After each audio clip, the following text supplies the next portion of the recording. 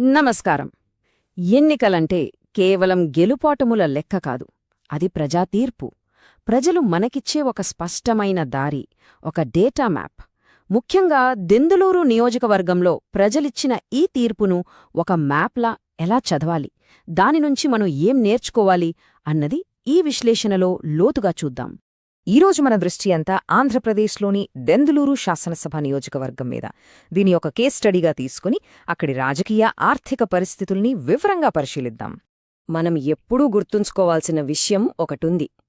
ఓట్లు లెక్కించడంతో మన పని అయిపోదు. నిజానికి అసలు పని అప్పుడే మొదలవుతుంది. ఈ డేటా అనేది ఒక రిపోర్ట్ కార్డ్ కాదు, అదొక బాధ్యత. ఈ నంబర్ల వెనకున్న ప్రజల గొంతుకను విని వాళ్ళకి మరింత మంచి పాలన ఎలా అందించాలనేదే అసలైన సవాల్.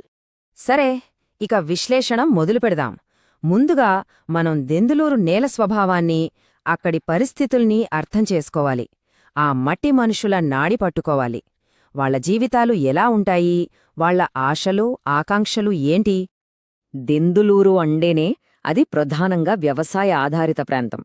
దెందులూరు, పెదపాడు, పెదవేగి ఇవన్నీ కీలకమైన గ్రామీణ మండలాలు. అంటే ఇక్కడి చాలామంది బతుకుబండి నడిచేది వ్యవసాయం మీదే.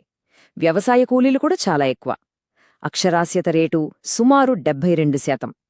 కానీ ఇక్కడి రైతులకి ప్రతి ఏటా ఋతుపవనాలు ఒక పెద్ద సవాలు విసురుతున్నాయి.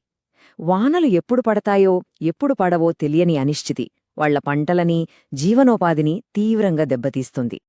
ఇక అక్కడి సామాజిక పరిస్థితులు చూస్తే కాపు, ఇతర వెనుకబడిన వర్గాల జనాభా ఎక్కువ. షెడ్యూల్డ్ కులాల జనాభా దాదాపు 30% వరకు ఉంటుంది. అయితే ఈ అంకెల వెనుక మనం చూడాల్సిన మరో ముఖ్యమైన విషయం ఉంది. ఇక్కడి యువతలో ఆకాంక్షలు పెరుగుతున్నాయి. అలాగే మహిళా స్వయం సహాయక బృందాలు చాలా చురుగ్గా పనిచేస్తున్నాయి. వీళ్లే నియోజకవర్గ భవిష్యత్తును నడిపించే శక్తులు. ఇప్పుడు మనం విశ్లేషణలో చాలా కీలకమైన భాగానికొచ్చాం. 2024 ఎన్నికల ఫలితాలో ఓటర్లు ఇచ్చిన ఒక చాలా స్పష్టమైన సంకేతం. ఈ ఓటమి వెనకున్న కారణాల్ని ఒక్కొక్కటిగా లోతుగా విశ్లేషిద్దాం. ఇంతకీ 2024లో ఈ అంకెలు మనకేం చెప్పాయి? ఈ ప్రశ్నతో మనం నేరుగా ప్రజల తీర్పుని అర్థం చేసుకునే ప్రయత్నం చేద్దాం. ఓటమి తేడా సుమారు 26,266 ఓట్లు. ఇది కేవలం ఒక అంకె కాదు సుమా, ప్రజాభిప్రాయంలో వచ్చిన ఒక నిర్ణయాత్మకమైన మార్పుకు ఇది నిదర్శనం. ఇంత పెద్ద తేడా ఎందుకొచ్చిందో ఇప్పుడు చూద్దాం. 2019తో పోలిస్తే వైఎస్సార్సీపీ ఓట్ల వాటా సుమారు 9.8% పాయింట్స్ పడిపోయింది. అదే సమయంలో టీడీపీ ఓట్ల వాటా ఏకంగా 13% పాయింట్స్ పెరిగింది. ఇంత పెద్ద మార్పుకు దారితీసిన కారణాలేమై ఉంటాయి? ఈ స్వాట్ విశ్లేషణ మనకు పూర్తి చిత్రాన్ని చూపిస్తుంది. చూడండి, సంక్షేమ పథకాల పంపిణీ వైఎస్సార్సీపీకి ఒక పెద్ద బలం, కాదనలేం. కాని ప్రజల రోజువారీ జీవితంలో ఎదురయ్యే సమస్యలు, అంటే ఉద్యోగాలు లేకపోవడం, రోడ్లు సరిగ్గా లేకపోవడం లాంటివి బలహీనతలుగా మారాయి. సంక్షేమం ఎంత బలంగా ఉన్నా రోజువారీ జీవితంలో ఎదురయ్యే ఈ చిన్న చిన్న సమస్యలే చివరికి పెద్ద దెబ్బకొట్టాయి. ఇవి మేము కనుక్కున్నవి కాదు, క్షేత్రస్థాయిలో ప్రజలు చెప్పిన మాటలు. వాళ్లేమంటున్నారంటే, పెన్షన్లు ఆలస్యంగా వస్తున్నాయి, ఊరులో రోడ్లన్నీ గుంతలమయంగా ఉన్నాయి, మురికి కాలవలు పొంగి పొర్లుతున్నాయి, చదువుకున్న మా పిల్లలకి స్థానికంగా ఉద్యోగాల్లేవు, సాగునీటి సమస్యలతో రైతులు నష్టిపోతున్నారు. సంక్షేమం అందుతున్నప్పటికీ ఈ రోజువారీ ఇబ్బందులే ప్రభుత్వ వ్యతిరేకతకు అసలు కారణమయ్యాయి. ఇందాక మనం కొన్ని సామాజిక ఉద్రిక్తతల గురించి మాట్లాడుకున్నాం కదా. ఇక్కడే ఒక ముఖ్యమైన విషయం గుర్తుంచుకోవాలి. ప్రజాస్వామ్యంలో మన మాటకి చాలా విలువుంటుంది. దాన్ని ఎంతో బాధ్యతగా వాడాలి. ప్రతి వ్యక్తి గౌరవాన్ని, ప్రతి సమాజం యొక్క గౌరవాన్ని కాపాడటం మనందరి కర్తవ్యం. ఇది మన రాజ్యాంగం మనకిచ్చిన ఒక ప్రాథమిక విలువ. ఒక ఓటమి నుండి పాఠాలు నేర్చుకోవాలంటే దాన్ని విడిగా చూడకూడదు. ఇలాంటి పరిస్థితి గతంలో ఎక్కడైనా ఎదురైందా? మనమిప్పుడు గతం నుండి నేర్చుకోవాల్సిన పాఠాలని చూద్దాం. ఇలాంటి సరళిని గుర్తించడం భవిష్యత్ వ్యూహాలు రచించడానికి చాలా ముఖ్యం. దెందులూరును పక్కనే ఉన్న ఉంగుటూరు, తణుకు నియోజకవర్గాలతో పోల్చి చూస్తే మనకొక నమూనా స్పష్టంగా కనిపిస్తోంది. ఓటర్లలో అసంతృప్తి తీవ్రంగా ఉన్నప్పుడు చిన్న చిన్న మార్పులు చేస్తే సరిపోదు. డేటా ఏం చెప్తోందంటే, వ్యూహాత్మకంగా కొన్ని సాహసోపేతమైన నిర్ణయాలు తీసుకోవాల్సి ఉంటుందని. సరే, ఇప్పటిదాకా మనం సమస్యని విశ్లేషించాం. ఇప్పుడు పరిష్కారం వైపు అడుగులేద్దాం. ప్రజల నమ్మకాన్ని మళ్ళీ ఎలా గెలుచుకోవాలి, వాళ్లకు మేలు చేసే ఒక స్పష్టమైన ఆచరణాత్మకమైన ప్రణాళిక ఎలా ఉండాలో ఇప్పుడు చూద్దాం. మనం ఒక త్రిముఖ వ్యూహాన్ని ప్రతిపాదిస్తున్నాం. ఇది మన సంస్కృతికి కూడా చాలా దగ్గరగా ఉంటుంది.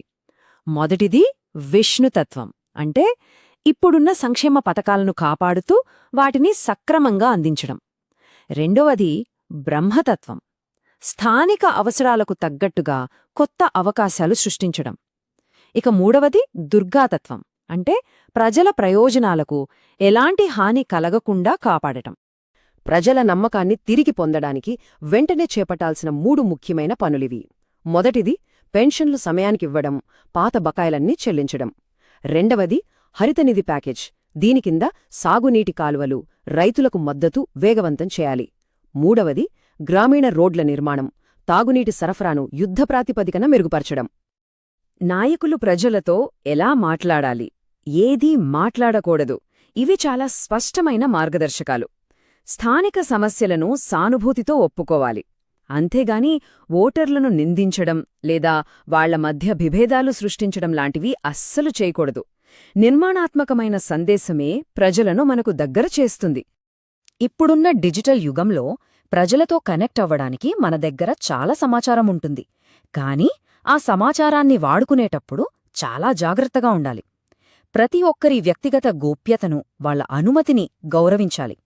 ఇది మన దేశ కొత్త డేటా చట్టం చెబుతున్న మాట కూడా. ఇది కేవలం చట్టం కాదు, మన నైతిక బాధ్యత. మొత్తం మీద ఈ విశ్లేషణ నుంచి మనం నేర్చుకున్న కీలక పాఠాలను ఒక్కసారి గుర్తుచేసుకుందాం. భవిష్యత్ పాలన అనేది ఓట్ల కోసం కాదు, ప్రజల జీవితాలను బాగుచేయడం కోసం జరగాలి.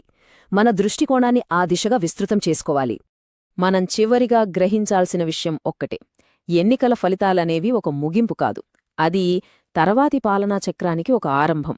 దెందులూరు ప్రజలిచ్చిన ఈ తీర్పు భవిష్యత్తులో ఏ అంశాలకు ప్రాధాన్యత ఇవ్వాలో మనకు స్పష్టంగా, ఆచరణాత్మకంగా నిర్దేశిస్తోంది.